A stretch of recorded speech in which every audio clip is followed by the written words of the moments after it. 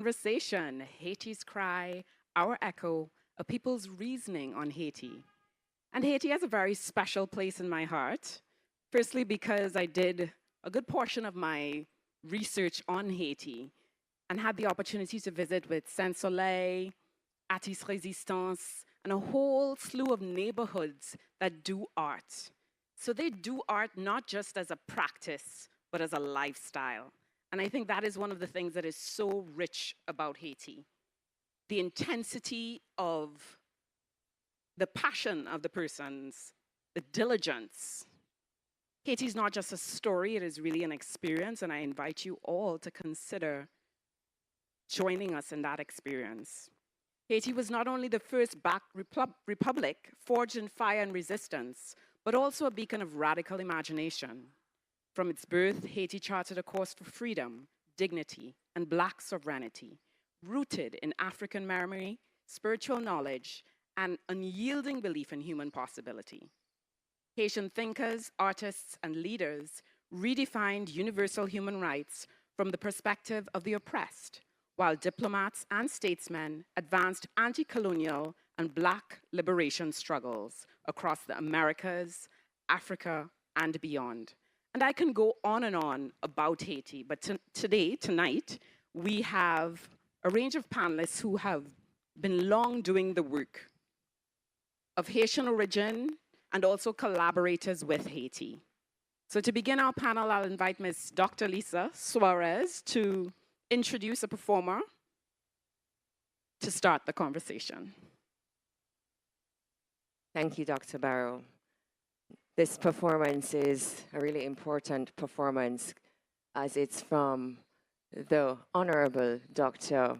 Anthony Mighty Gabby Carter. So just to give a little bit about Mighty Gabby, of those who are not familiar with him from Barbados. So Mighty Gabby is a legendary Barbadian calypsonian and folk singer known for his sharp wit, sarcastic style, and powerful lyrics that often critique politics and social issues. Gabby has been a dominant force in the calypso world for over 4 decades. Some of his achievements include Calypso Monarch titles, Crop Over Road March titles, Folk Singer of the Year, and he's also one of Barbados' prominent cultural ambassadors. Gabby's music often reflects his strong national identity, commitment to social justice, and also he has an important dedication to mentoring young talent and promoting the art form of social commentary and believing in our Black identity for the future of future generations. So with that, Gabby, we welcome you to sing and share with us a tribute to Haiti, Haiti.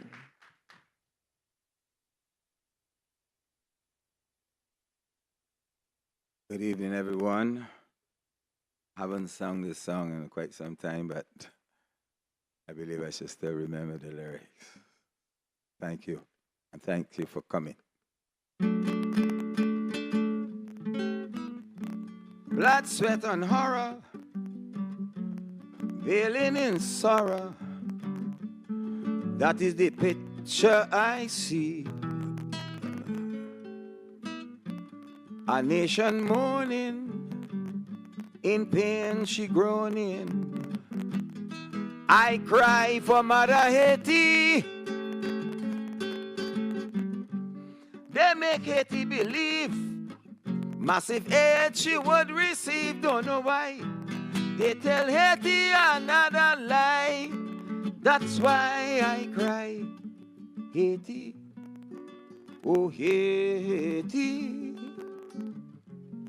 You make me shed a tear. How much more can you bear? Haiti, oh Haiti. After all the wrong they do, they turn wrong and blame the whole thing on voodoo. Haiti, oh Haiti. Whatever you do, my heart goes out to you. I know that you will pull through. My heart goes out to you. Di lie, bam bam bam bam, bye dum bye. Di lilo lie, ba da de de de, da da da de, da la ba be, la de, la da de do de da de do da da. For 80 long years after independence, Europe will not trade with you. The USA too totally ignored you and broke your country in two. They brought their factories, paid you starvation salaries, then without shame claim Papa Doc was to blame. Man, they really make my shame. Haiti, oh Haiti, you make me shed a tear. How much more can you bear? Haiti, oh Haiti. After all the wrong they do, they turn wrong and blame the whole thing on voodoo. Haiti, oh Haiti. Whatever you do, my heart goes out to you. I know that you will pull through. My heart goes out to you. But in it die, la da die, la la la la la la la, oh lo le, la da do do de do, dum by dum by dum by dum by dum be, la da de die, a la la la, a le le le, a la la la, le lo le lo lo le lo lo le lo. You make me so proud. I'll say it aloud. When you defeat Bonaparte,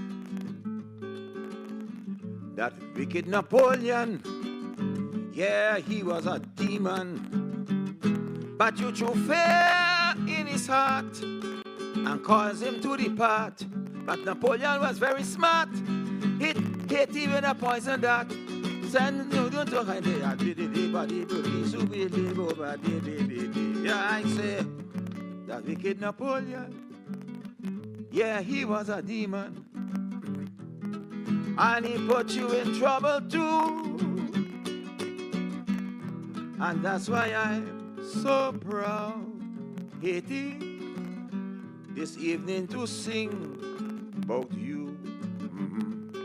I say, Haiti, oh Haiti, you make me shed a tear. How much more can you bear? Haiti, oh Haiti. After all the wrong they do, they turn wrong and blame the whole thing on voodoo. Haiti, oh Haiti. Whatever you do, my heart goes out to you. I know that you will pull through. My heart goes out to you. Haiti, Haiti, Haiti. I love you, Haiti.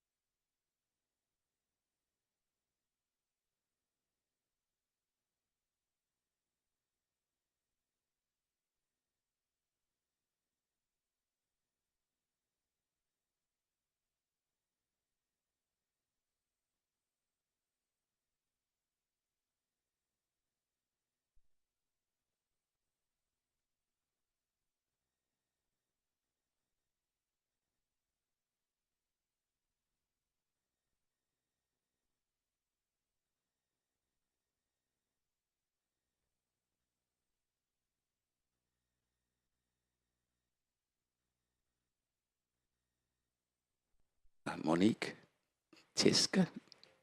Monique has been a leading voice in Haiti's pro-democracy, Ha sido una voz cantante en la democracia de Haití, pro-social justice, and feminist movements. en pro de la justicia social y el movimiento femenino. She is a feminista. member of the Civil Society Commission for a Haitian-led solution to the crisis. Es un miembro de la Comisión para la crisis en Haití. She is a member of the Montana Agreement Monitoring Bureau and a co-founder and spokesperson for the Haitian Afro-Descendant Collective. Ella es un fundador del colectivo de los afrodescendientes. She also launched Fuck Yo La, an initiative promoting women in political leadership, and serves on the board of Equipop, an international NGO advancing youth and women's rights. Ella también es director de equipo. Her career spans over 25 years of experience in international development, crisis communication, human rights, youth and women programming. Tiene más de 25 años de experiencia en varios movimientos para las mujeres. Ms. Kliska was appointed representative of the United Nations Population Fund in Niger in 2012. Ella fue la representante del Fondo para los Pobres en Níger en 2012. After serving as its regional advisor for Africa in New York and regional advocacy and communication advisor for 22 Southern African countries. Después de servir como la consejera para 22 países africanos. During her time in Niger, she led national efforts to end child marriage and launched Ilimen, an award-winning girls' empowerment initiative later adopted across West Africa. En su tiempo en Níger, ella trabajó con el movimiento para terminar con el matrimonio de los jóvenes, de las jóvenes. For this work, the president of Niger awarded her as commander of the Niger Order of Merit in 2016, the country's highest honor in the Niger Order of Merit. Por eso ella recibió el mayor honor en Níger. Her writing has appeared in Foreign Affairs, The New York Times, America's Quarterly, Le Nouvelliste, to name a few.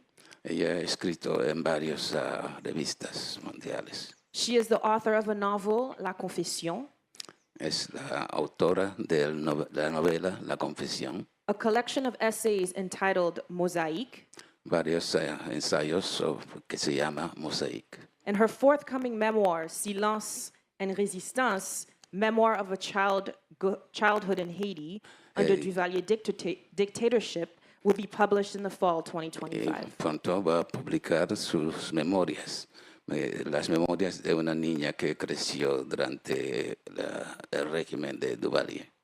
Ms. Kliska holds a bachelor's in philosophy from Howard University and a master's in journalism from Northwestern University Medill School of Journalism. Ella tiene un grado de varias universidades en los Estados Unidos.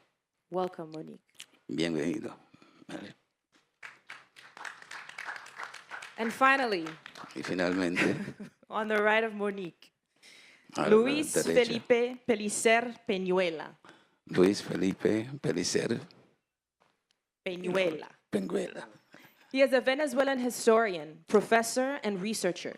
historiador venezolano y investigador.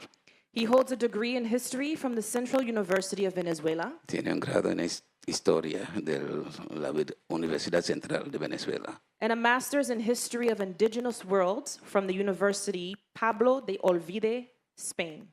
y una maestría de la Universidad Pablo Olvides en España. He is a founding member of the National History Center Él es miembro fundador del Centro de Historia Natural and the Network of History, Memory, and Heritage. y una red de historia y legado nacional. Professor Pellicer has held several key positions in national historical institutions, including president of the National History Center. incluyendo ser presidente del Centro de Historia Nacional, ha tenido varias posiciones en historia. He's also been the director of the National Archives and academic vice rector of the National Experimental University of the Arts. También ha sido el director de los archivos. He is the author of numerous books, essays, and articles, amongst which his work Entre el Honor y la Pasión stands out. Es autor de varias obras y lo que destaca es Entre el Honor y La Pasión. la Pasión.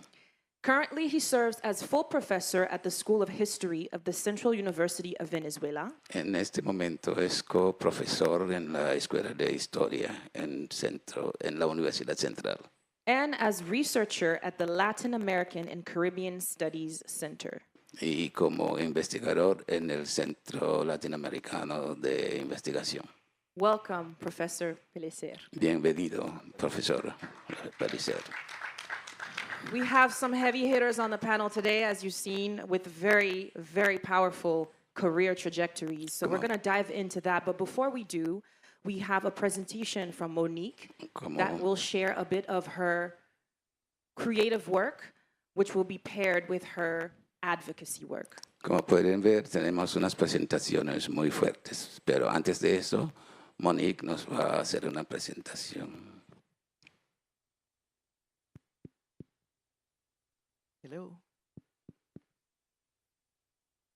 Yeah. Do you hear me? Yeah, thank you. Thank you.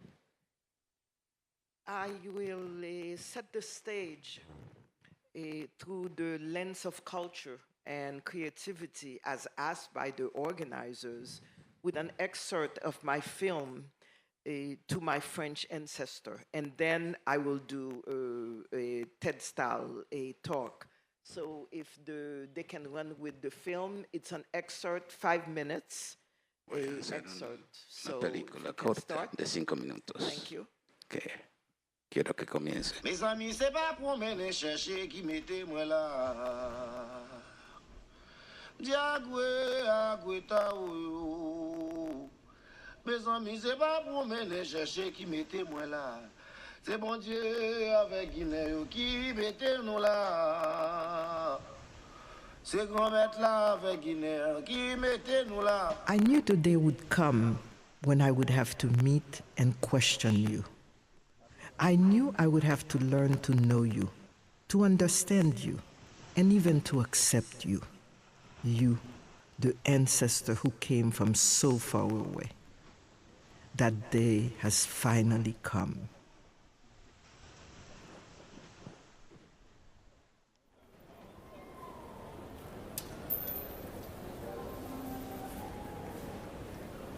Mesdames, Messieurs, TGV 1901, destination de Saint-Nazaire, départ 7h23, partira de la numéro 4. Alors, où est-ce que tu vas là? Bon, là je vais à Nantes. Nantes. Faire quoi? C'est une recherche. On va essayer d'avoir des informations sur notre aïeul, le premier Kleska à arriver en Haïti. Qui était ce monsieur et pourquoi il a été là-bas?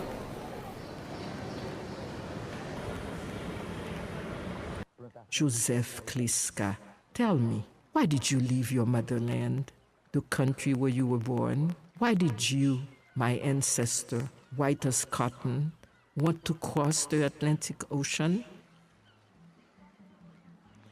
Why did you come to Haiti 40 years after our independence?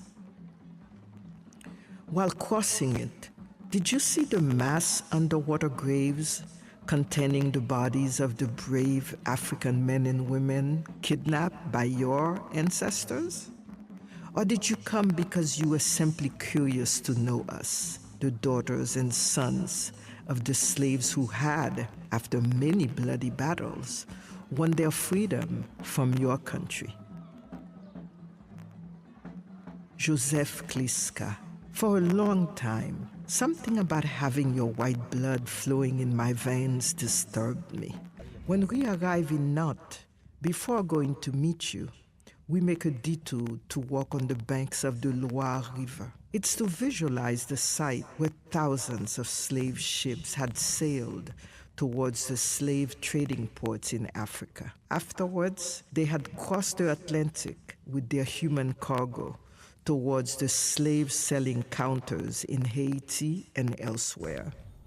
It is also here, on the banks of this river, that these ships filled with cotton, sugar, and coffee produced by the vile human traffic of slavers had docked, contributing to the immense wealth of this city. I look all around me at the capital of the French slave trade of Africans and ask myself if the people of Nut bear a burden of shame as I bear the burden of sadness of the stories inherited from my ancestors.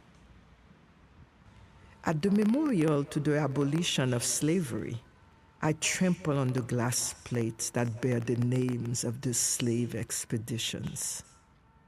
Where are your monuments, your battles, your martyrs? Where's your tribal memory? Sir, in this gray safe deposit box, the sea. The sea has imprisoned them. The sea is history, writes the poet Derek Walcott.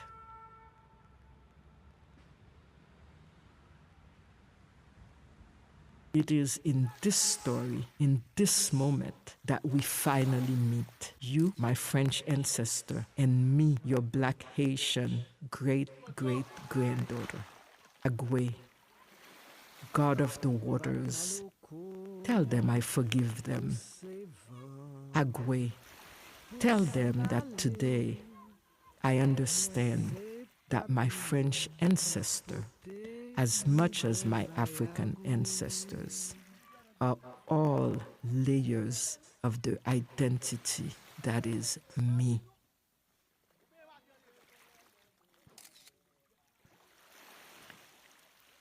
This cinematic letter is an artistic testimony.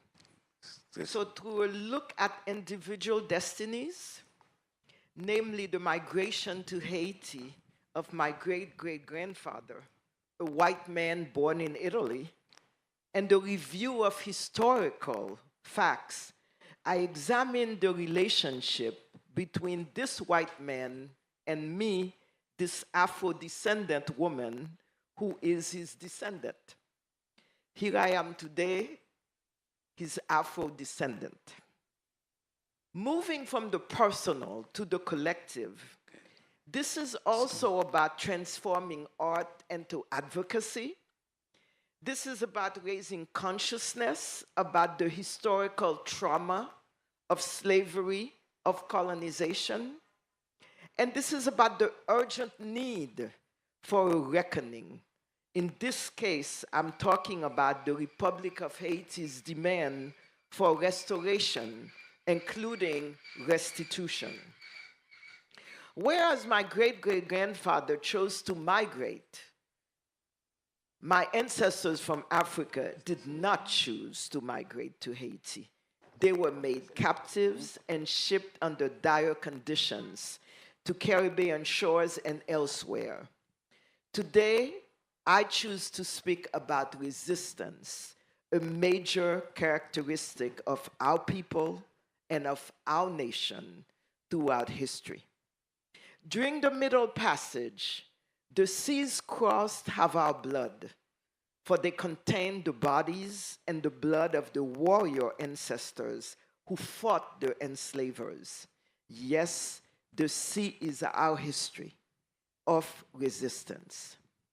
During colonization and after independence, despite the harsh colonization, the illegitimate and shameful independence debt imposed by France, and the grave crisis it created for Haiti, it must be recognized that during the last 220 years since 1804, we, excuse me, Haitian men and women built a Haitian civilization with our own language, Creole, with our own religion, Voodoo, with our own spaces called Lakou, with our own literature, with our own music called Compas, and our own way of life. That is what I again and again call Haitian resistance. Let us not forget that we Haitians also helped Miranda and Simon Bolivar with arms, munitions, men, and money to gain the independence of Venezuela, Peru, and Colombia from Spain. We sent troops to fight the Battle of Savannah in the United States. We welcomed Arab Christians fleeing persecution. That is, again, what I call Haitian resistance. Today, we are in a tenacious resistance movement against an enemy within. I talk about the gangs in sandals and socks, but I also want to include the gangs in suits and ties who have been the state authorities over the last 15 years in Haiti.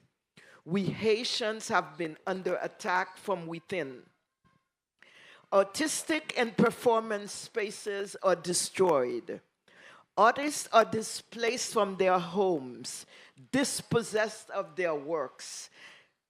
Communities are split up. The capacity to meet, to think, to create is under attack. The gangs are systematically eliminating all the spaces and institutions that make independent thought, therefore creation, possible. You destroy culture, you destroy democracy. And in Haiti today, democracy is under attack from what is a totalitarian, fascist agenda. Today, the Haiti we knew and we dream of no longer exists. There is a new Haiti geography. One, there are the gang-controlled areas where the state barely exists. Girls and women are being raped. Children are prevented from going to school.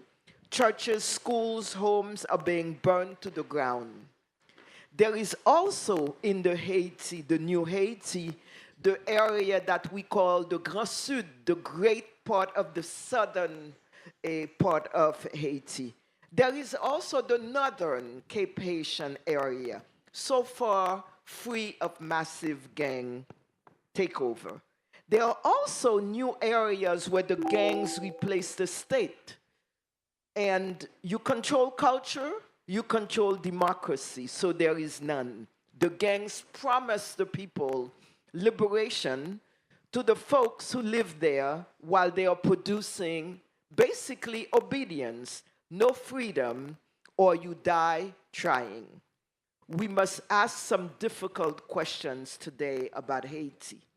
Who profits in the post-Haiti world if we no longer exist as we want? Who profits in the post-Haitian world when decisions are not made by Haitians, but by others? How can the Caribbean community favor this? We will need to rebuild what is being destroyed. What support can be provided? How can you support Haitian-led resistance movements in Haiti and in the diaspora? How can the Caribbean region reframe its relationship with Haiti? Today and the future, what we want is for our Haitian voices to be heard. We Haitians need to sit at the table. It is not up to OS or CARICOM or the United Nations to decide for us. My ask is that you be an echo chamber of Haitian voices, but not speak on our behalf. In terms of the future, It is time for reparatory justice from France, including financial restitution. It is also time to support the Haiti reparation movement. It is also time to build community to creative vision, as this is a cultural, artistic festival. My performative dialogue is meant to be an interactive experience, so I look forward to exchanging with you and the members of the audience. Thank you.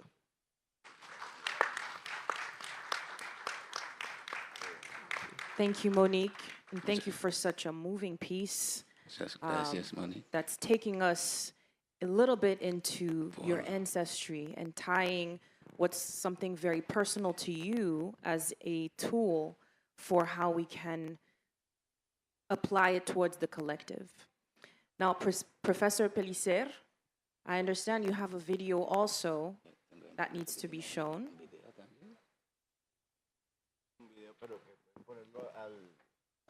Afterwards?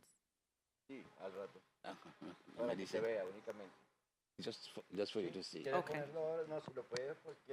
If you want to put it It's now. possible. We have it ready. Tech team? Lo tiene listo. We have a video from Professor Pellicer that needs to be played in silent mode.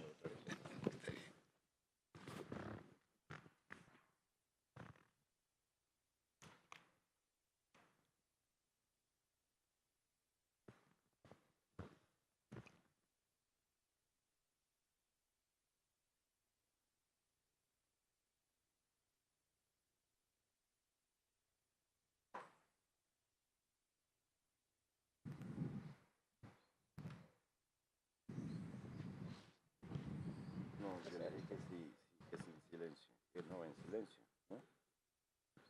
Ese es Chávez. Eso es lo que quiero, lo voy a decir.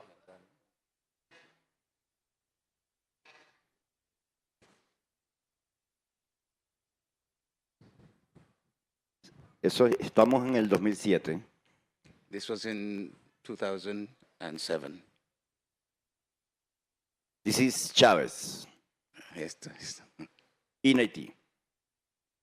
In Haiti, this is Chavez.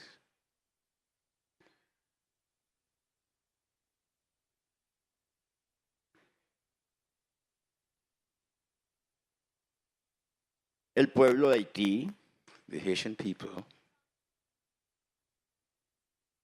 gritando shouting y trotando and jogging con Chávez, along with Chavez, con la esperanza with the hope de la redención de la revolución bolivariana. that they will have something of the Venezuelan revolution, Bolivarian revolution. Es una revolución de América y el Caribe.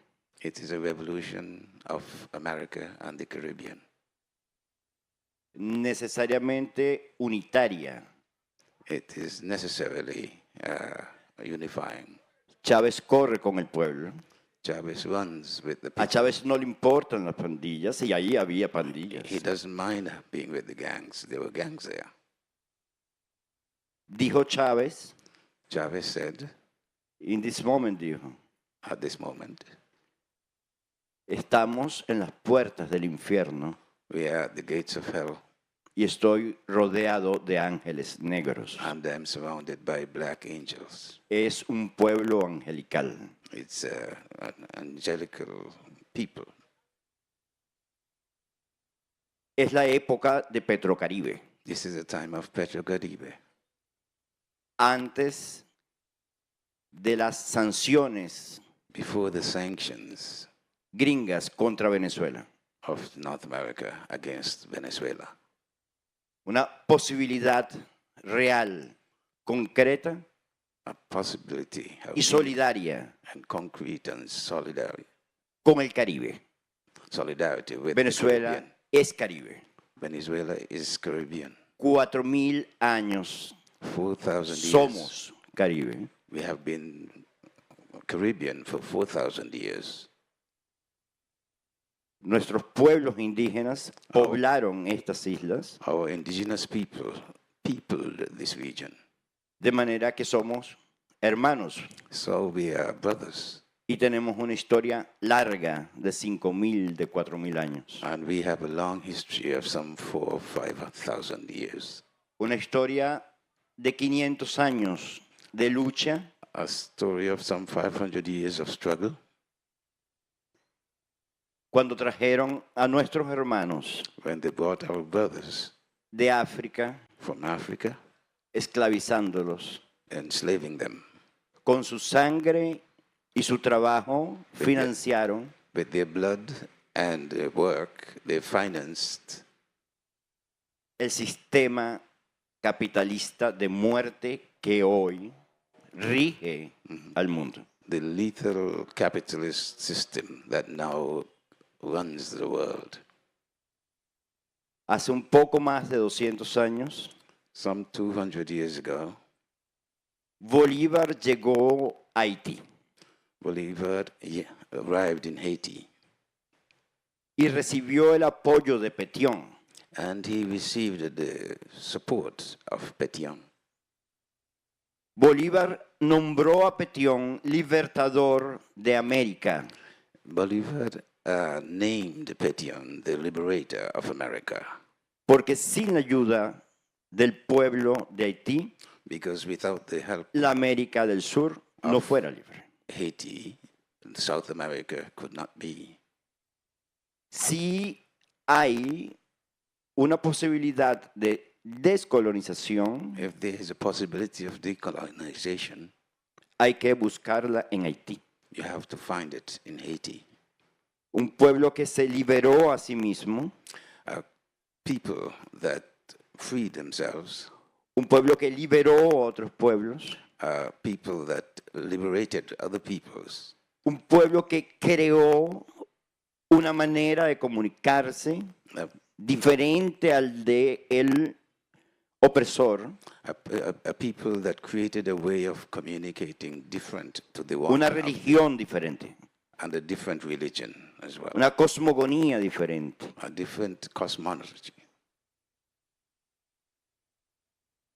Y es un pueblo no perdonado por el colonizador hasta nuestros días. And it's a people that Su rebeldía.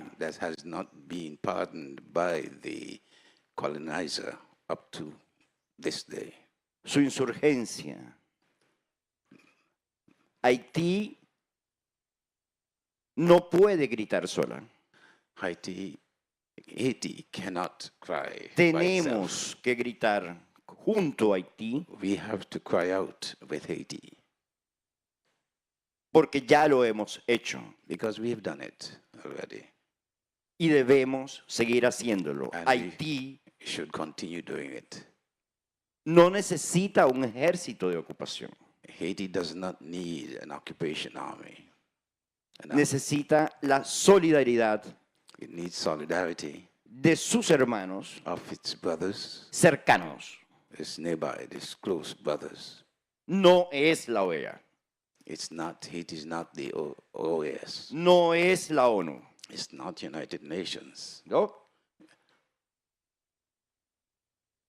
Es CARICOM, It's not the OAS, not debe ser Petrocaribe. United Nations. Tenemos It's que CARICOM. regresar a It Petrocaribe. must be Petrocaribe. We have to go back to Petrocaribe. Es el ALBA, And it's ALBA, la alianza the de los pueblos alliance of the peoples del Caribe of y the de Caribbean América del Sur, and South que son America. pueblos que comparten These are countries that share un pasado, a un past, presente a present, de sufrimiento, de alegría, suffering, of joys, pero también de esperanza, but also of hope de porvenir, in the future. en igualdad, en equidad, Equality, en respeto equity, and a mutual las respect soberanías. for the sovereignty. Venezuela siempre ha sido Venezuela has always been respetuosa de la soberanía de los respectful pueblos. of the sovereignty of the people. Nunca ha habido un gesto We have never had imperialista por parte del any pueblo venezolano. imperialist motives. El pueblo in venezolano se Venezuela. comunica con los pueblos Venezuelan people hermanos. communicate with their other countries. El gobierno de Venezuela The respeta government of a los Venezuela gobiernos hermanos, Respects their brother countries. independientemente de las diferencias, Despite porque differences, ese es el verdadero respeto. because that is real respect. Yo te amo en tu diferencia. I love you Yo te even with respeto your en tu diferencia. differences. I respect you with your differences. Y te amo y te respeto en tu diferencia porque también And I somos respect your differences. I love y your tenemos differences cosas que son because we have iguales. things that are equal. Una historia compartida A shared history, y una historia es un presente, a es history, un pasado, pero and también es present, un past, futuro, and also a future. una posibilidad Possibility de liberación of liberation. para hacerlo con Bolívar, To do it with con Pétion, Bolivar, con Pétion, Toussaint Louverture, with Toussaint Louverture, con toda América. with the whole of America. Tenemos que hacerlo soberanamente We have to do it in solidarity. desde nosotros y nuestras maneras de hacer las cosas Us and our way of doing things, y no desde la colonialidad and not from que todavía colonialism, quieren imponerle a nuestros pueblos still wants to impose on our people. por las buenas While y por there's las malas. good in a Con las good way or amenazas. bad way, with the threats, Amenazas, sanciones, threats saqueo que todavía looting, persiste which en nuestros territorios continues y hacia nuestros pueblos. in our region. Tenemos que luchar juntos We must struggle y gritar together juntos and con Haití. together fight Y with solo Haiti. en la unidad no and hay only manera in de que unity. sea There is no way desunidos that se we can pueda be conseguir la verdadera soberanía e divided. We independencia cannot have sovereignty and independence. del pueblo latinoamericano y caribeño. Latin America and Tenemos la Cari- experiencia Caribbean, para we hacerlo. have the experience to fight Tenemos together. la voluntad We para have the hacerlo. will to fight together. Y tenemos el deseo And de hacerlo. we have the desire to do it. Gracias. Thank you very Muchas much. gracias.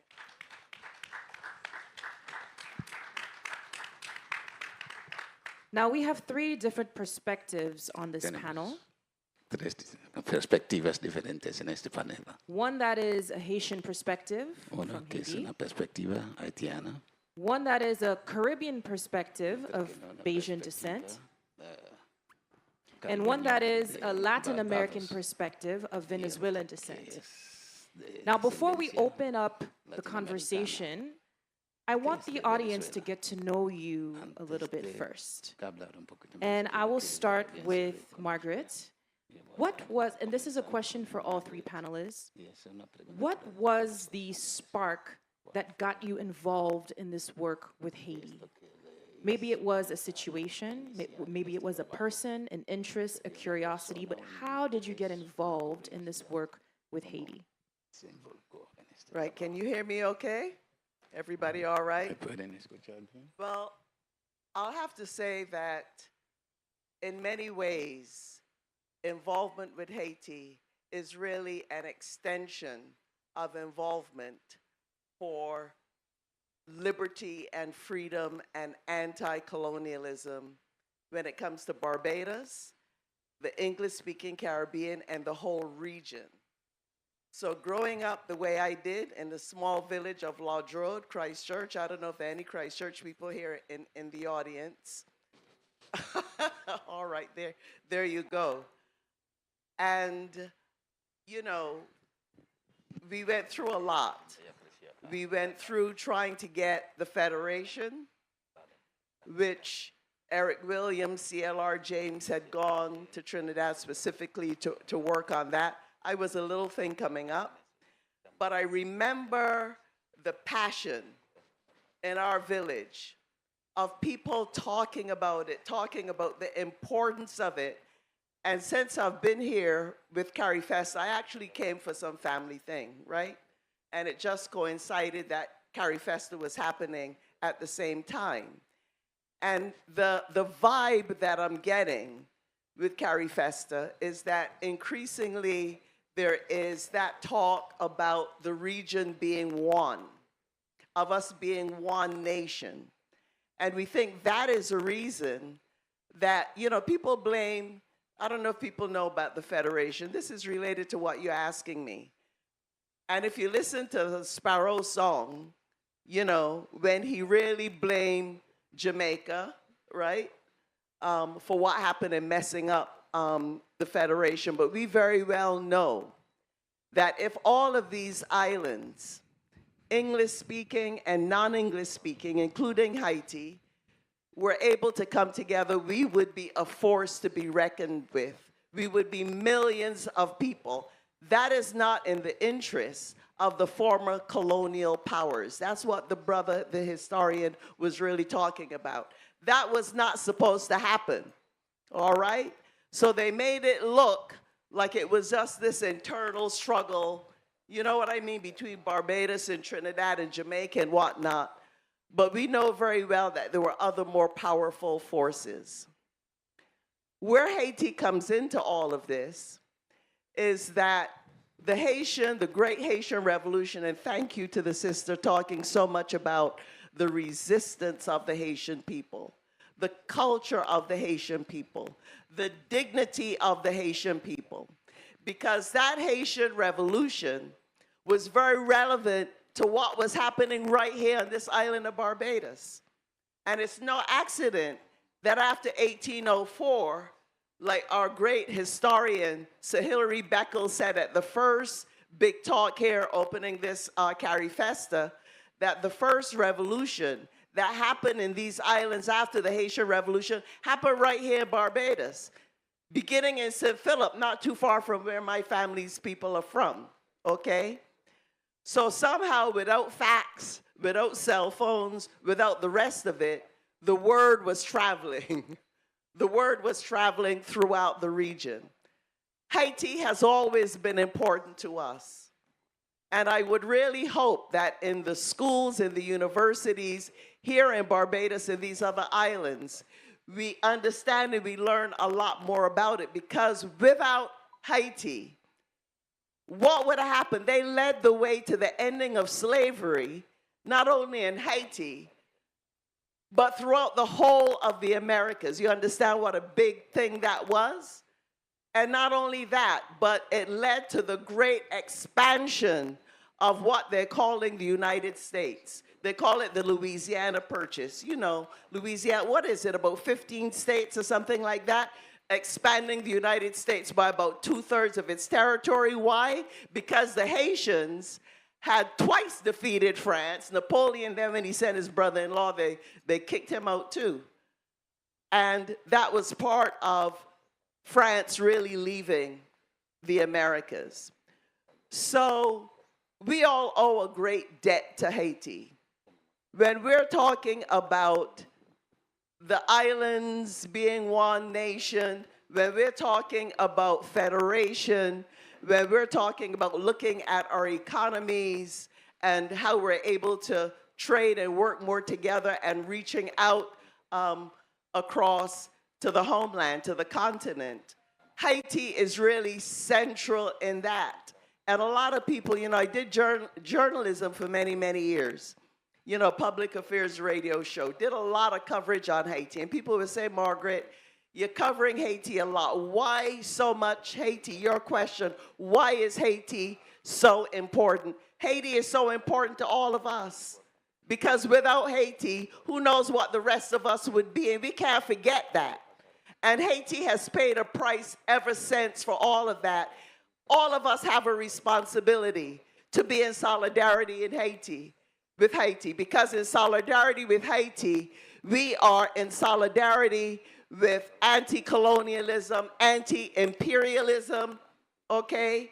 And when we're talking about true independence and freedom.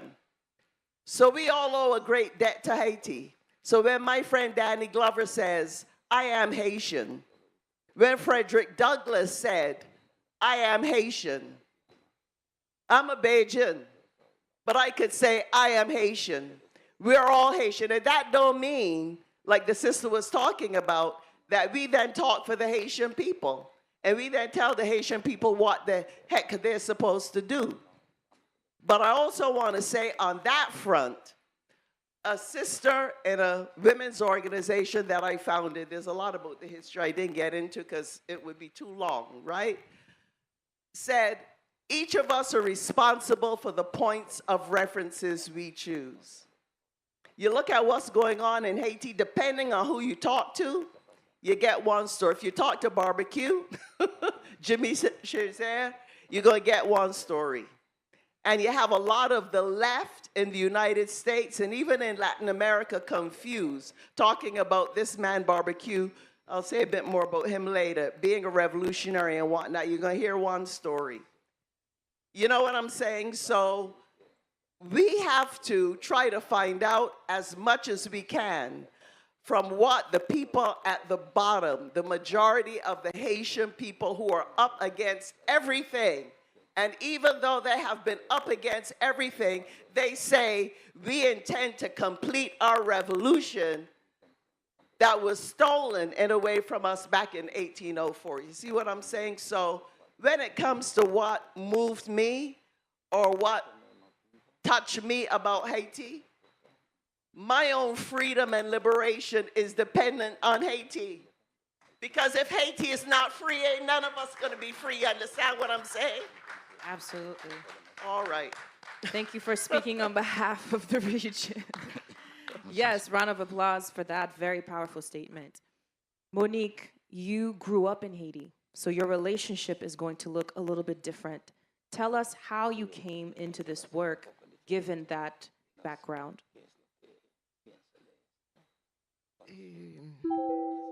I don't know that I came into this work. I am who I am, and that's what I do. And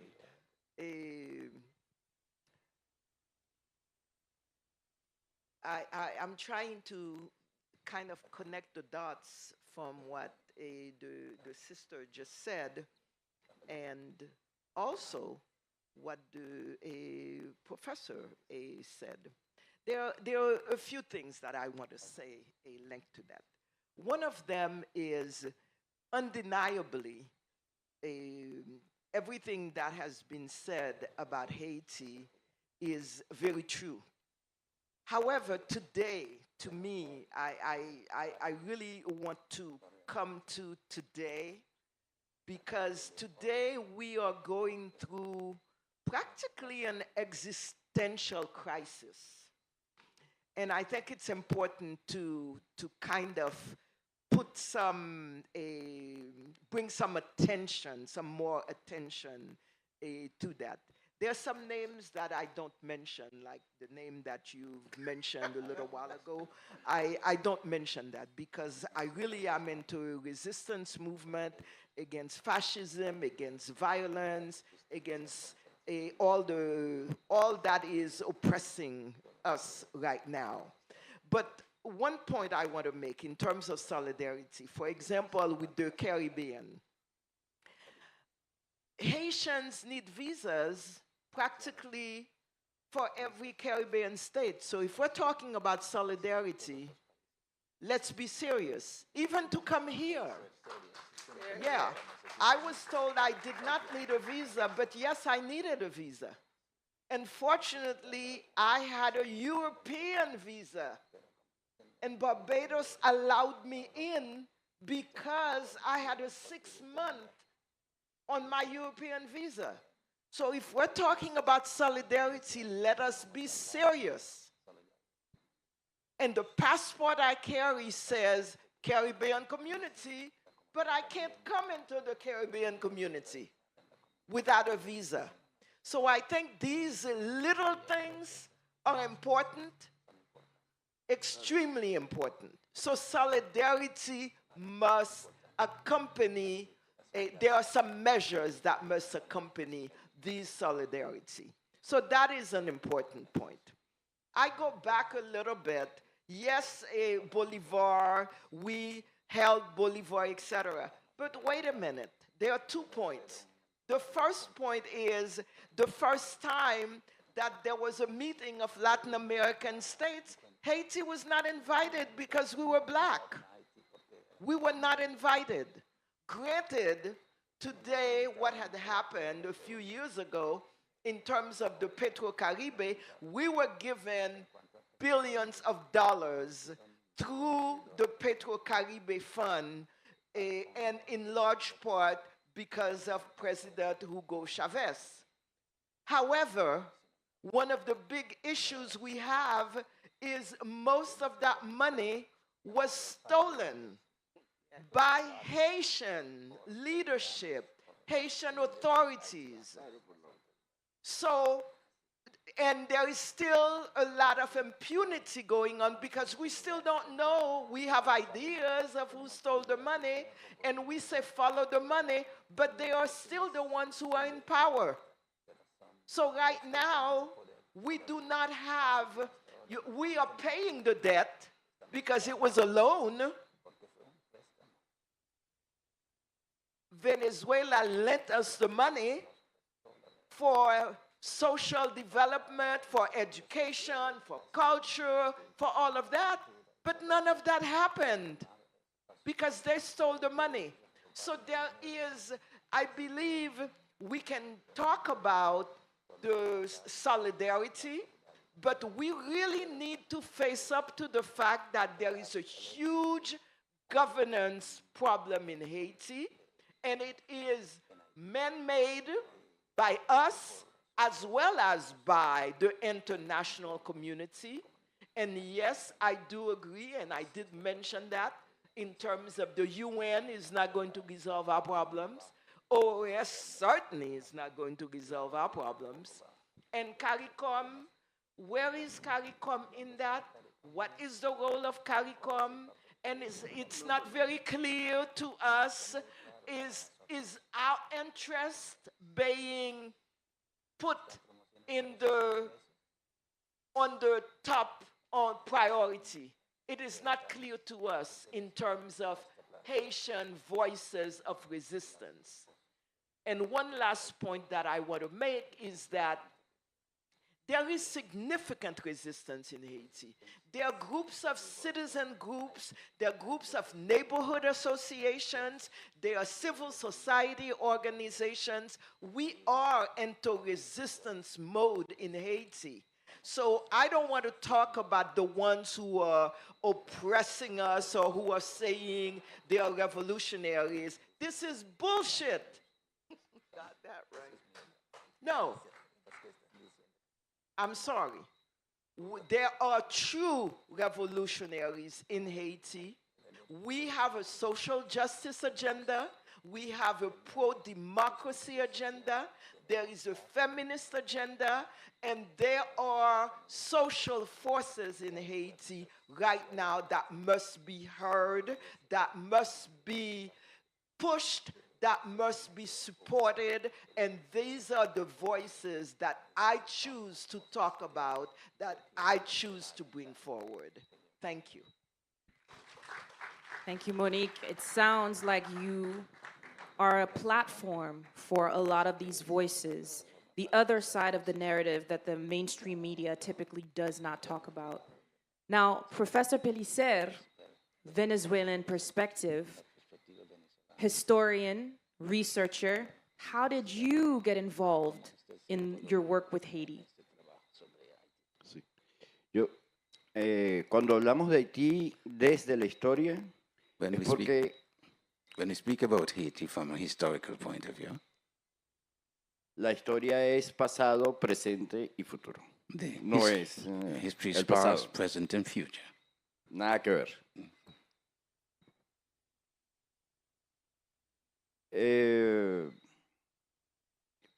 Pero el recuerdo de Bolívar para los venezolanos y las venezolanas, But the memory of Bolivar for la us, deuda de amor de Bolívar para los venezolanos y las the venezolanas, debt of love es presente. Bolivar is present for us. Es un legado It's a heritage, something we inherited. que nos dejó Bolívar con That's el something pueblo de that Haití. Bolivar left with us. No para asistir ni para ayudar, Not to sino para attend, estar con el pueblo de Haití, but, quien estuvo con el pueblo but to be de with Venezuela. the people of Haiti No. who were with Bolivar. Perdóname que no lo mencioné, pero fue antes. Sorry if I didn't mention it before. 1795. Before José Leonardo Chirino, 17, José Leonardo negro Chirinos, de la serranía de Coro, black from Coro in Venezuela, que aprendió de la revolución who learned about the en Haití. revolution in Haiti. E hizo el primer movimiento independentista He republicano did the first independence En movement Venezuela. in Venezuela, enseñado por la gente de Toussaint Louverture. having been taught by the people of Toussaint Louverture. Entonces la historia para nosotros no es el pasado, la historia es So este for us, presente history is not just the past, Es it's esta the present and the solidaridad future. It's that que solidarity tenemos que tener that como we have to tenemos, have, as we have, no solamente como un sentimiento, sino con esas pequeñas, grandes cosas que tú with mencionas. those little big things that you mentioned. También Venezuela no Also- tiene visas. También los venezolanos no tenemos visas. Somos negros también. But we Venezuelans are also the black people. En eso no nos equivocamos. We're not mistaken.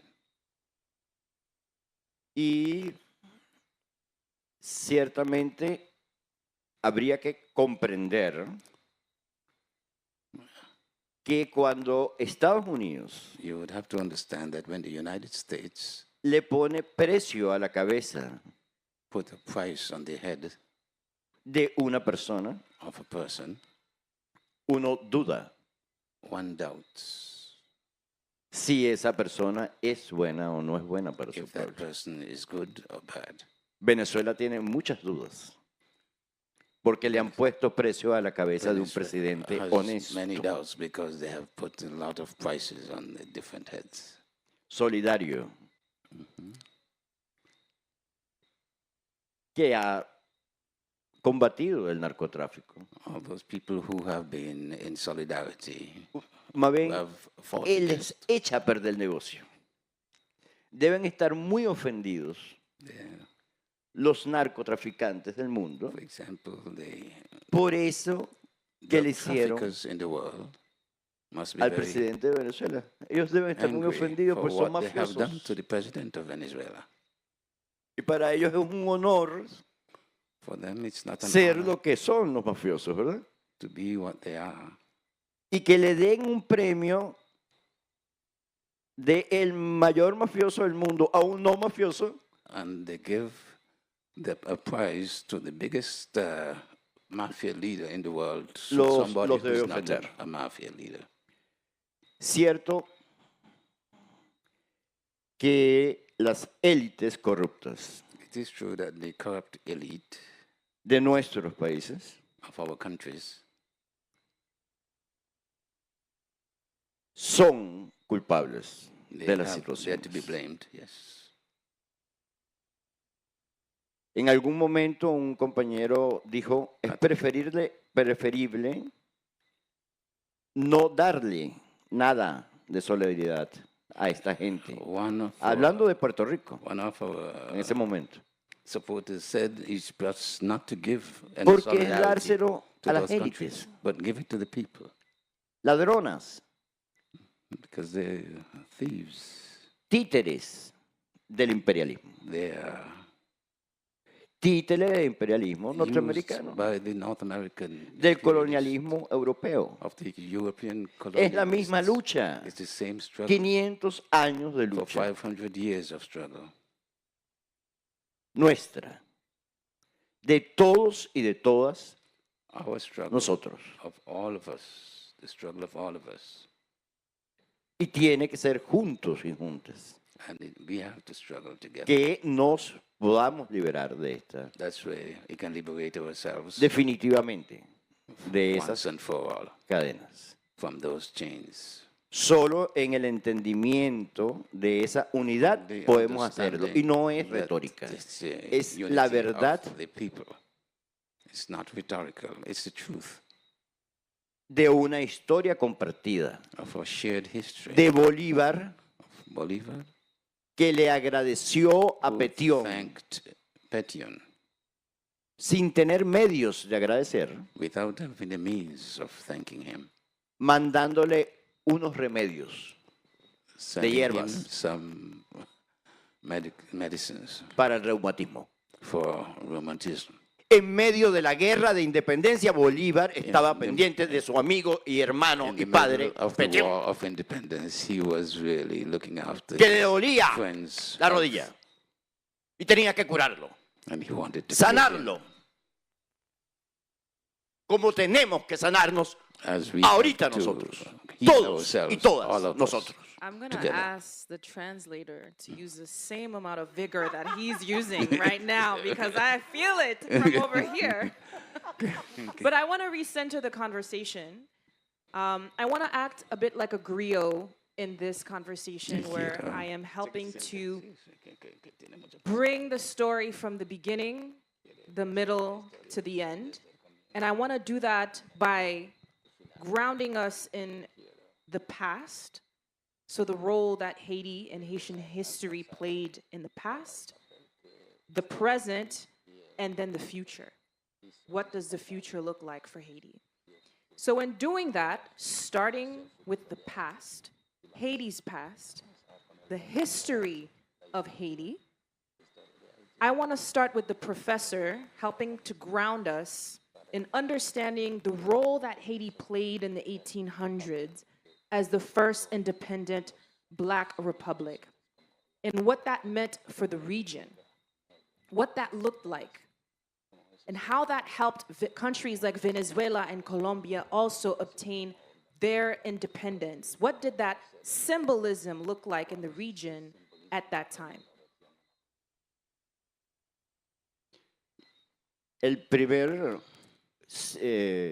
La primera manifestación The first manifestation es el miedo is fear. a la revolución Fear of the revolution. de los negros. The revolution of the black people. En el mundo, Haití aterrorizó al mundo. In the world, Haiti put fear in the whole world. Blanco, The white world, dominador, which was dominating esclavista, which colonizador. was enslaving and colonizing the other people. Bolívar sí entendió Haití. When Bolivar really understood Haiti, Petión le pidió a Bolívar una sola cosa: Petion asked Bolivar one single thing: dale la libertad a los esclavos en cada pueblo que liberes. free the slaves in every country that you conquer. Bolívar cumplió su palabra. But Bolivar did what he was asked. Pidió, como por su propia vida, por la libertad de todos los esclavizados en el territorio de Colombia, la Grande. He asked for his own life. Instead, he offered to give his own life if he didn't get the freedom of the slaves in all the territories, like Colombia, for example. Pero no se nos olvide, But they didn't go along with it. nos volvieron a esclavizar. They continued to enslave us. Tenemos que insistir We have to insist en la libertad como legado de Haití y como legado de Latinoamérica, de Bolívar, de Petión, de Toussaint Louverture, de nuestras mujeres y nuestros hombres We have to insist that del pasado y del presente. liberty is an inheritance from our De people, Chávez. our country, our women, and from Chavez. Professor, so does this mean Eso significa that in a way, despite Haiti helping many of these Latin countries, there was a pesar betrayal? de que Haití ayudó a muchos, había traición. Traición en Haití y traición en toda Latinoamérica. Traición al proyecto bolivariano de unidad latinoamericana. Yeah, okay. Traición. There was that in Haiti and of the whole tradition of liberty in Latin America. I want to route the question to Monique from a different perspective. We're still in the past. We have not yet moved into the present. At the time of the Haitian Revolution, there were many women involved in the revolution, but so few of them have been documented as heroes. Can you center us around that narrative and what can be done to help bring those stories into the fore today, especially as an activist in human rights and women empowerment? I think that's kind of a hidden story of the Haitian Revolution, and perhaps it's a hidden story of all revolutions, because the patriarchal societies or the patriarchal domination is such. But we have, for example, with some colleagues, documented what we call the mothers of the nation. And there are quite a few. Cécile Fatma, there is also Marie-Louise, who was the wife of the Emperor Henri, l'empereur Henri in the north. There is also the wife of Dessalines. I forget the names now. Sorry, I wasn't prepared. Claire Heureuse, thank you very much. There is the Haitian delegation behind. Thank you very much. Yes. And I wanted to, I will make a parenthesis afterwards. There is Catherine Flon, who sewed the flag. There is also the woman who was called, I'm having a senior moment now, in terms of picked up because Dessalines was assassinated. And there was a woman, Défilé, they called her Défilé La Folle, who picked up the body of Dessalines. And there is, so there are quite a lot of women.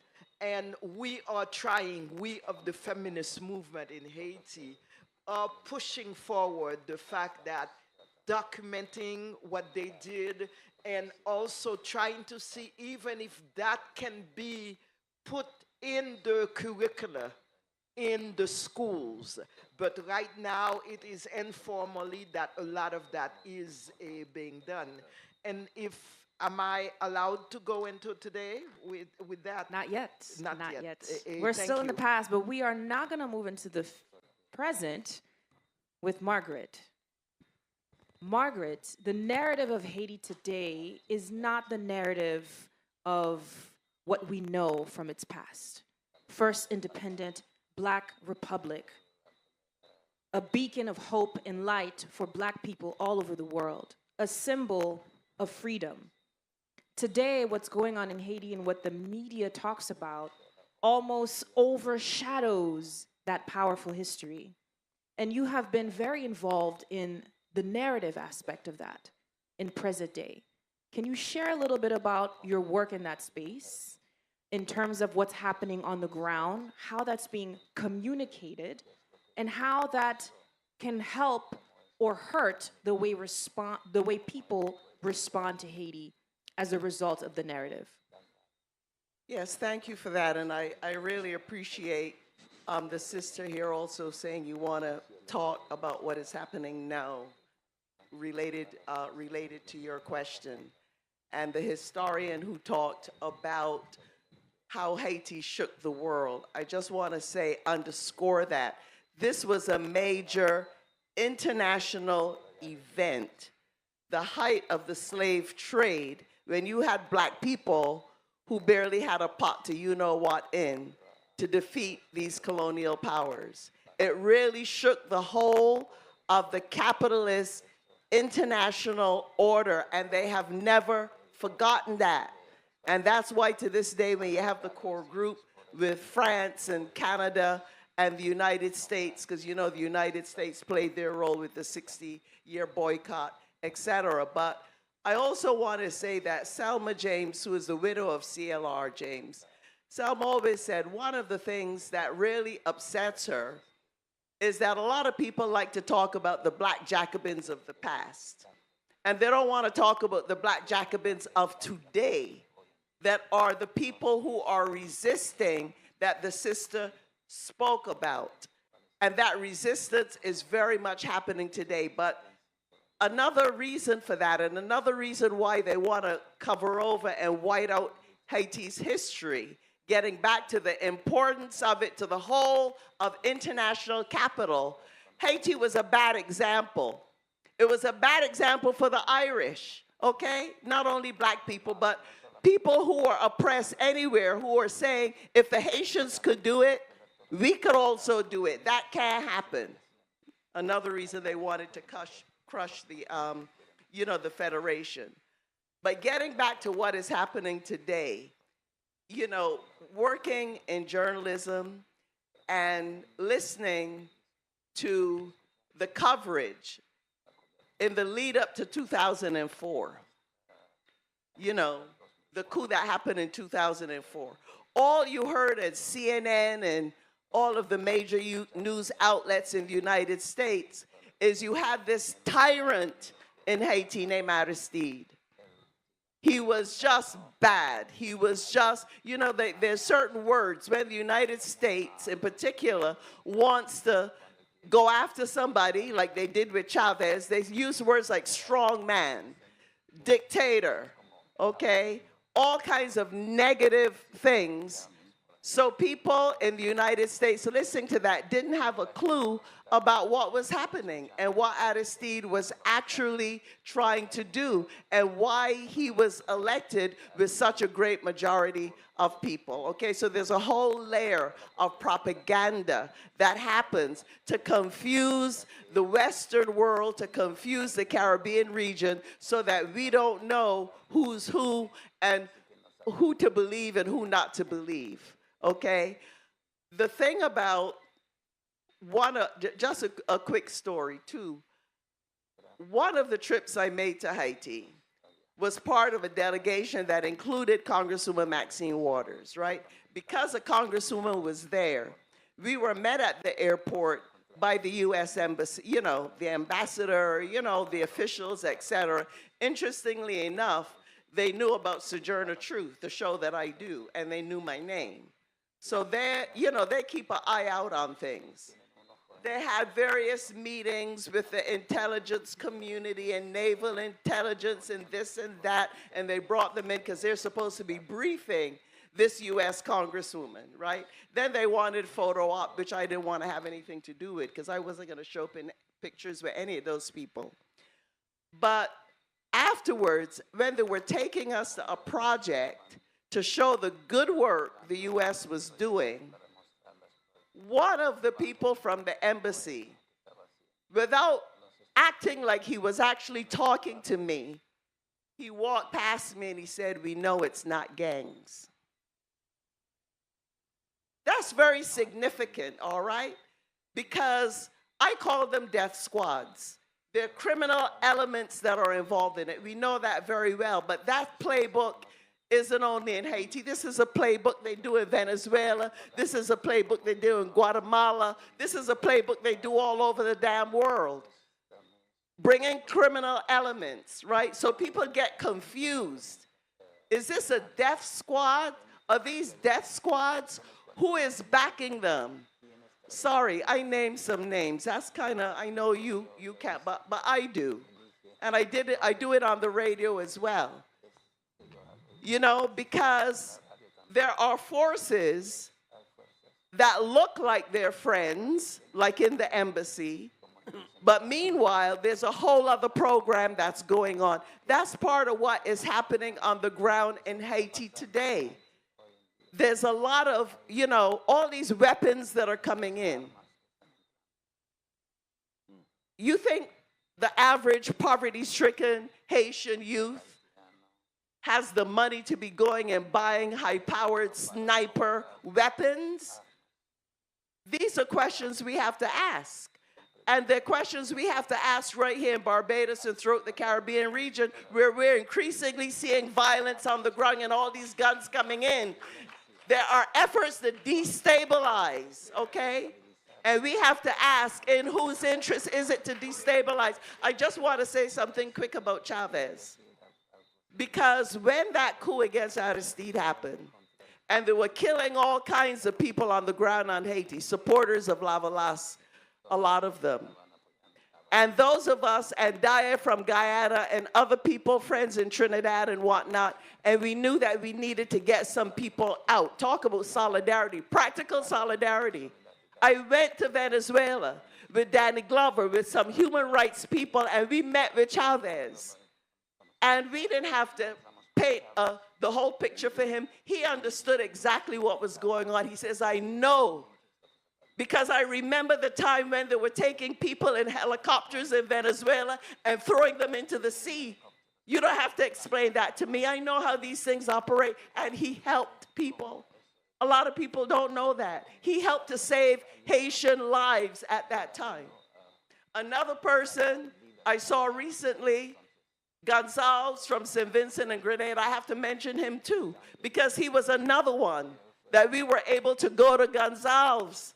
And Gonzalez stood up, and Gonzalez helped, and he helped to get people out. And when I saw him the other day, I thanked him for it, because we're not going to forget Chavez, and we're not going to forget Gonzalez, because we knew what they were doing was for Haiti, but it was also for the rest of us. And I also got to mention Cuba, because when Aristide, after the people mobilized for 7 years, whatever it is, a long time to get him back out of exile, and we were waiting for him to arrive, we were in a courtyard with who?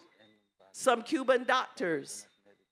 The Cuban doctors had been on the ground on Haiti like they were in Venezuela, like they were throughout the Caribbean people, helping us, okay, providing medical care, the teachers. But if you listen to the United States, when you talk about Cuba, you don't hear any of that. You hear these same words: strongman, dictatorship, communism, terrible. They say the same thing, you know, about Chavez. So when we're trying to understand the situation on the ground today, it's very important to have eyes in front of you, at the back of your head, and on the two sides, all around.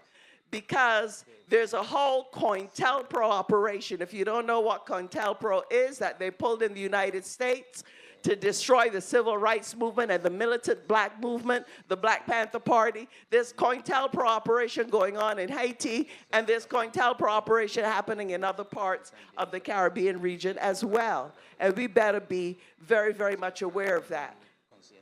Beacon of Hope. The sister, somebody who called me about the panel, she said, Margaret, you know, I'm tired of Haiti being a pity story, right? And I could understand that. You know, oh, poor Haiti, this and that, poor Haiti. When you look at what people on the ground are doing in Haiti, people had a plan. The sister mentioned it, to be able to move forward with Haiti, but that was not in the interest of the powers that be. So they didn't want to put that plan in place. UNIFA, that university that is now graduated. I've attended at least 2 or 3 of the graduations at UNIFA. They're training doctors, they're training lawyers, they're training physical therapists, they have an agronomy department. And then you look at their graduations and you see thousands of young Haitians who are ready to do the work of building the nation and lifting up the nation. That is hope. And that is not reported, you know. The New York Times and Washington Post, they're not going to do a story about that. They're going to do a story about the gangs, and they're going to do a story about how much of the country is controlled by gangs. But they're not going to give the story of how Haitians themselves are mobilizing themselves to move their nation forward. So when we look at what is happening on the ground, we have to remember that. And I want to chide the University of the West Indies, you know. I know some of them are friends and they're here. But Haiti needs that support. Where is Mona and Cave Hill and the rest of them when it comes to the university over there, okay? We need that. So please, if you're here and you're listening in the audience, solidarity also has to do with practical help. You could send money. You could send professors. If you can't get there, you don't speak the language on social media. You're able to speak to the young people, speak to the students, you know, who are there. So I think that we have to look to the youth. We have to look for the positive things that are happening, the self-defense groups that people have organized against these death squads.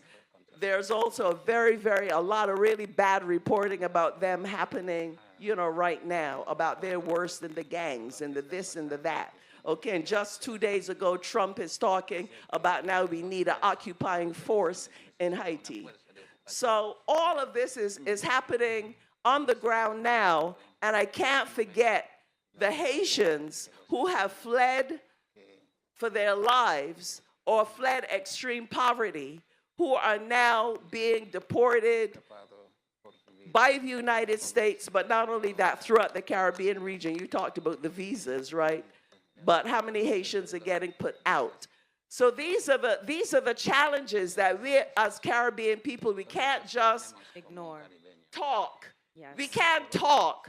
We have to take action. We have to move forward. I know I see you with the time over there. I didn't get to give an opening statement, but there are a couple of things that I really wanted to make sure to say. Absolutely. Okay? Absolutely. Practical solidarity, taking leadership and direction from the people on the ground who are working for democracy and who are working to complete their revolution.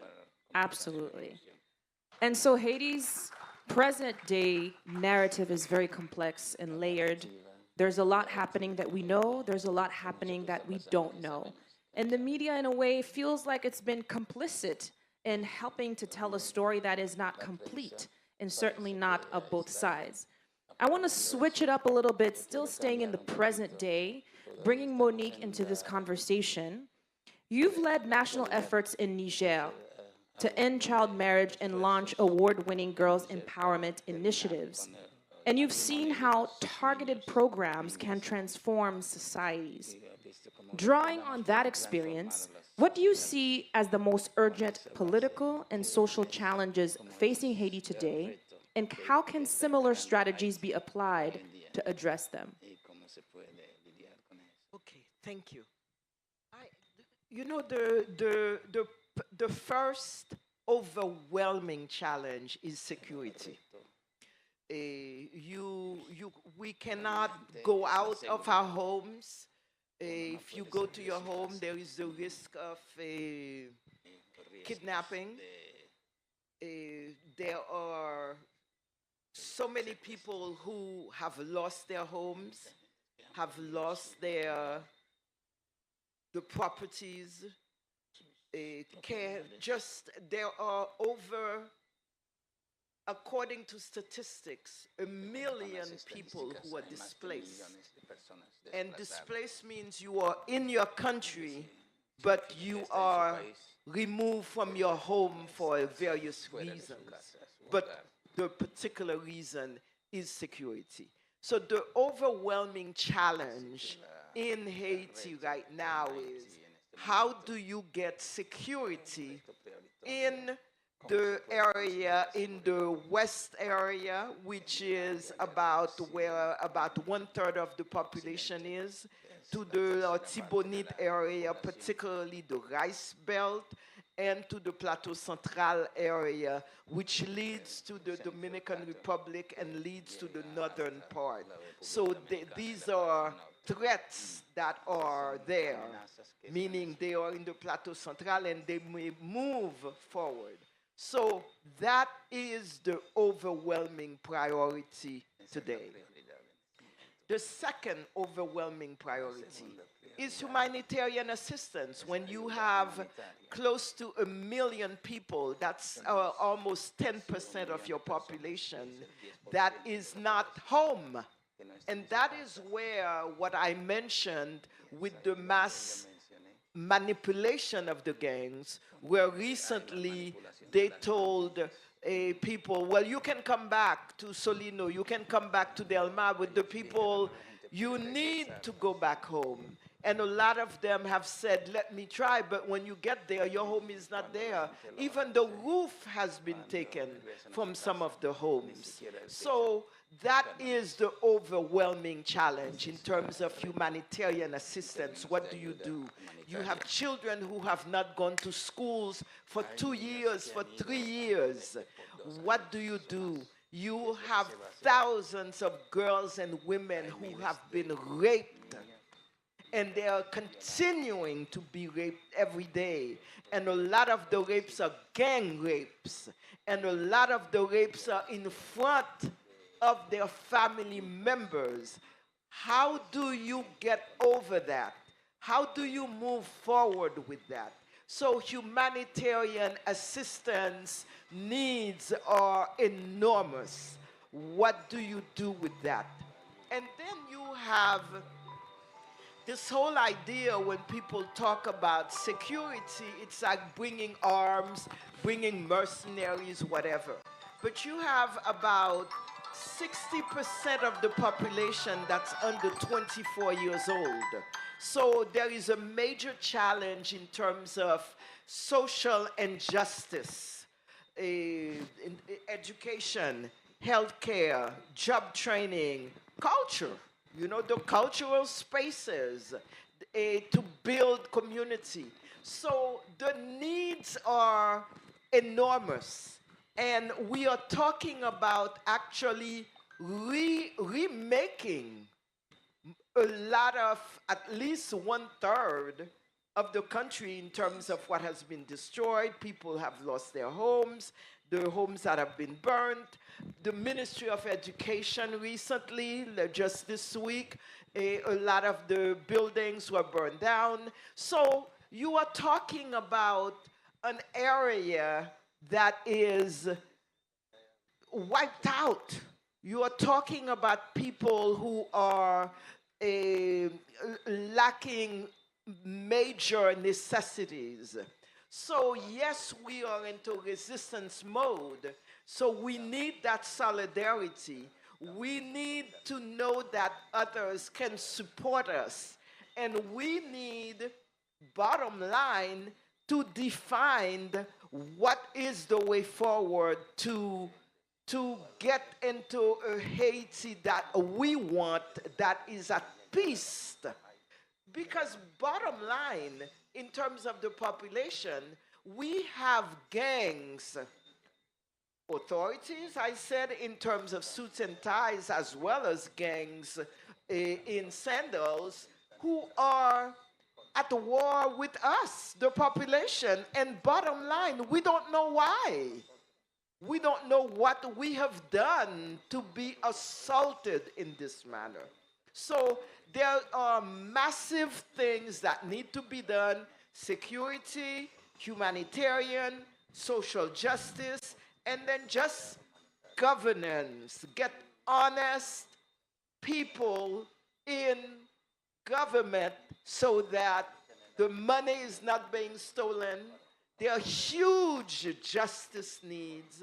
The justice system is broken up. So they are huge. You know, it's really kind of remaking, but then there are examples. There is Rwanda. Rwanda went through a genocide, and Rwanda is now really a kind of wonder in not only in Africa, but throughout the world. There are the Asian tigers. Singapore is one example. So we do have hope. We are not desperate in terms of the resistance movements that are going on. We are fighting. There are neighborhoods that are fighting, and we're not talking about limited neighborhoods, but pretty much throughout they are fighting. And the fact that the gangs have not taken over totally, it is because there are viable resistance movements that are going on in different neighborhoods. So I think it is important. But the main problem is there political will with the authorities that are there, that I call the gangs in suits and ties, to resolve some of the issues? I am not sure that there is that. It sounds like there might be a need for a total reset. I work in the world of technology, and this sounds like reformatting the entire operating system completely. Absolutely. Without losing the history. So I want to end on a final point because we are at time. I want to bring us into the future. You brought a few examples, Monique, of blueprints that exist. So despite the fact that Haiti is in the situation that it is today, having been a symbol of liberation and freedom, and to be in a sort of bondage around its own narrative and governance and human rights today, which is a complete paradox to the past, there is still hope for the future.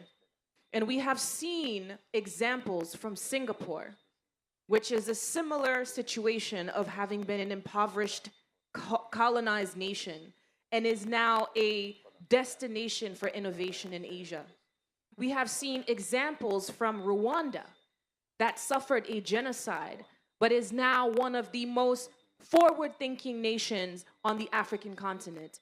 We have also seen examples from Estonia that was battling for a very long time, being an Eastern European country, hovered over by Russia, and impoverished because of where it is situated, is also now one of the most innovative countries in Eastern Europe. You can actually set up your e-citizenship in Estonia in 24 hours. So if anybody here wants to be a citizen of Estonia, you can do it from your phone right now, which is powerful. So there are blueprints that exist of countries who have gone through similar hardships and have gone through the fire and have transformed themselves as an entirely different nation, a different brand of their nation. So I want to ask each of the panelists in a very short, very brief statement, how can we bring Haiti into the future? Very short, very brief. Let's start with Professor Pellicer.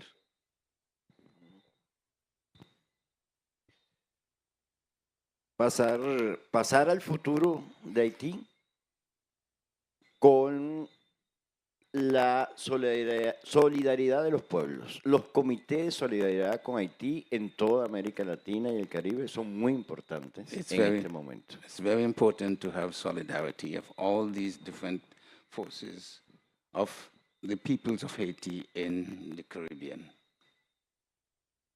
Creo que es mientras el pueblo haitiano logra, por su parte, so long as the Haitian people, on their part, recuperar la legitimidad, manages to get back their legitimization. El pueblo haitiano tiene cómo hacerlo. The Haitian people have to know. Ante la imposibilidad de estar en Haití, considering that I can't be in Haiti, quería saber qué pensaban los jóvenes de Haití. I would like to know what the young people in Haiti think. Y vi muchos grupos de rap, and I see many different groups, de protesta social en Haití. many groups of social protests Y ahí Haiti. vi, no vi violencia. And I didn't see Se ve más violence among violencia en grupos gringos, norteamericanos de esta música que en los grupos de rap haitiano. I see more violence among the groups, the young people groups in the United States than the rap groups in Yo recomendaría como uno de esos grupos recomienda I would like to recommend, as one of the groups recommended, Cabeza Fría. keep a cool head. Okay, so your perspective is the Sí, su youth perspectiva. is the future, and a cool head is the future. Monique, in a brief, measured statement, how do we bring Haiti into the future? Monica. Sure. Margaret. I was about to say it really is up to the Haitians to say how they should be brought into the future. I mean, you know, it's a good question. We have to think about it. But I don't feel like I'm in a position to be able to say for Haiti or Haitians how they should be brought into the future. I could say something about those of us outside of Haiti who want to do some practical solidarity, some of the things we can do. You know what I mean? And I think that it's also very important to me. You talked about the young people. I absolutely agree with that. You know, Bob Marley talked about, you know, liberate your minds from mental slavery. When I was in Haiti, I heard a lot of conversation about that among the young people. They were really discussing in depth, what does this mean to liberate, you know, from mental slavery? But I think it's also important when we're looking for examples and we're looking at the international examples and arena. Look, things are not necessarily going in a straight line. It's not as straightforward. Look at what happened with South Africa, okay, and what's going on in South Africa today. A lot of us were involved in that liberation movement for South Africa. The women's network that I helped to build is a global women's network. We're in the global South and we're also in the global North. We're not connected to political parties of the right, left, or center. We're independent and autonomous, right?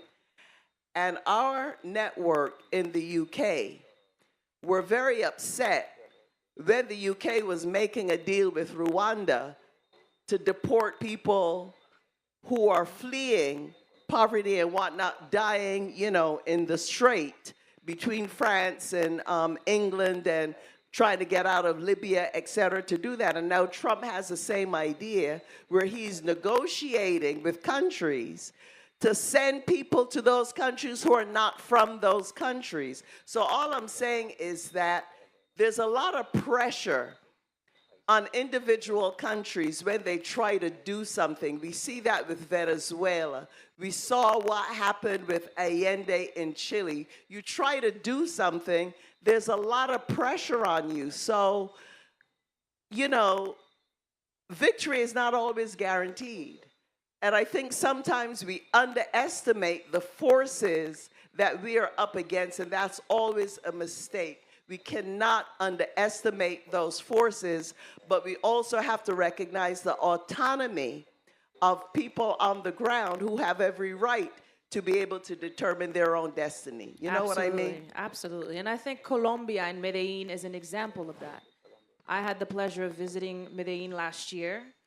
And it used to be a destination for violence and drug trafficking. And one of the slums, as they would call it, Comuna 13, actually has gone through a transformation over the past 20 years and is now an artistic destination with thousands of tourists visiting Comuna 13 every single day.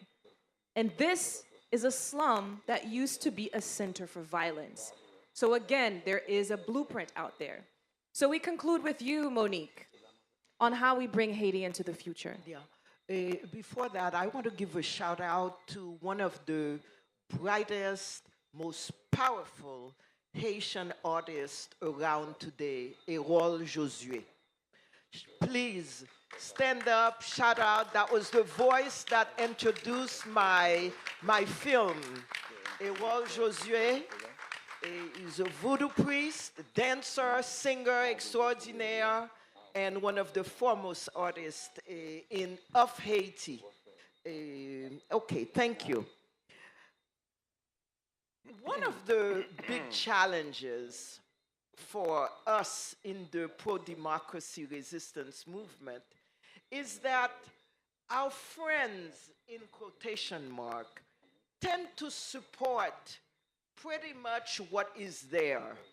And in the past, for example, you had all the countries supporting Duvalier, even though they knew he was killing us.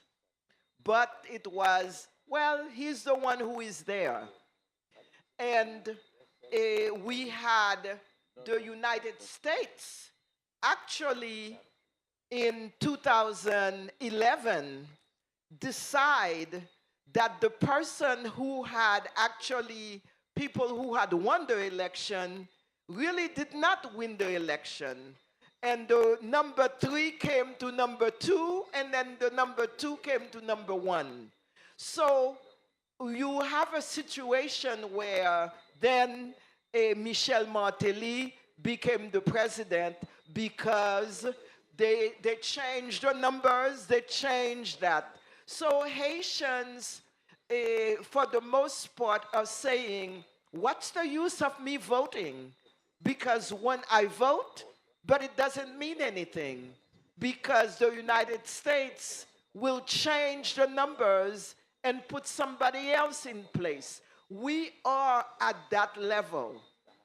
And so the support of other countries for leaders who have stolen money, who are killing people, who've had massacres on their watch, is still going on, and that is that is linked to what you had said in terms of do not estimate your enemies. So that is a real issue because we have drawn up alternatives, but the alternatives are bypassed for others who are, that is the status quo, that is the person that is there. Let's go with that. So to me, in terms of the future, it is what are Haitians pushing these days? What is civil society saying?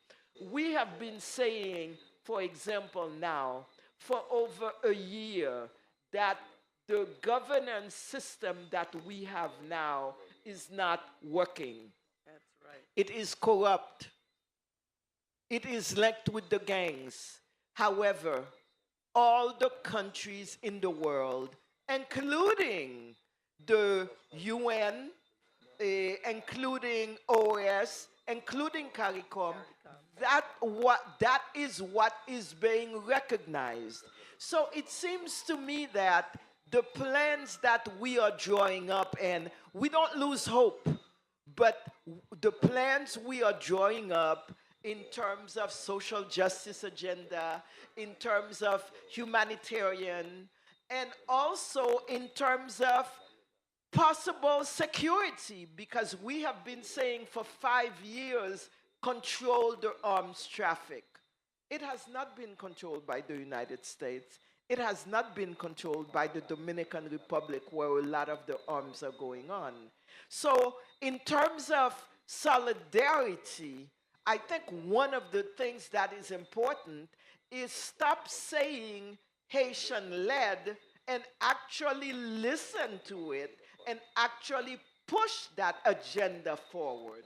And I think, to me, in terms of the future, if we can get our friends, our allies, our neighbors to believe that we, not to believe, but to push really the Haitian-led solutions that we are pushing forward. To me, that is the present and that is the future. Thank you. Thank you, Monique. Thank you, Professor Pellicer. Thank you, Margaret. Powerful panel tonight, everyone. Thank you so much for tuning in.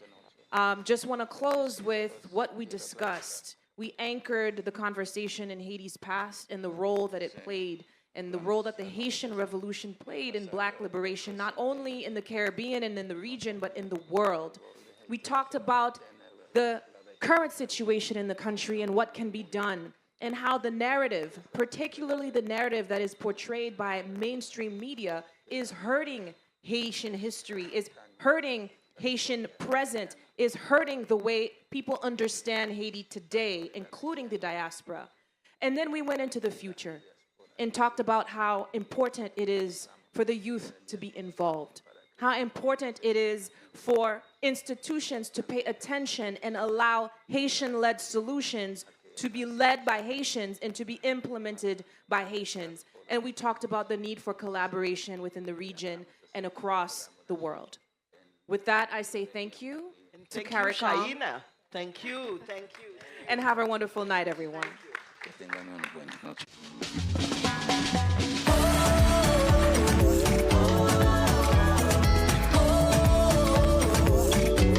CARIFEST.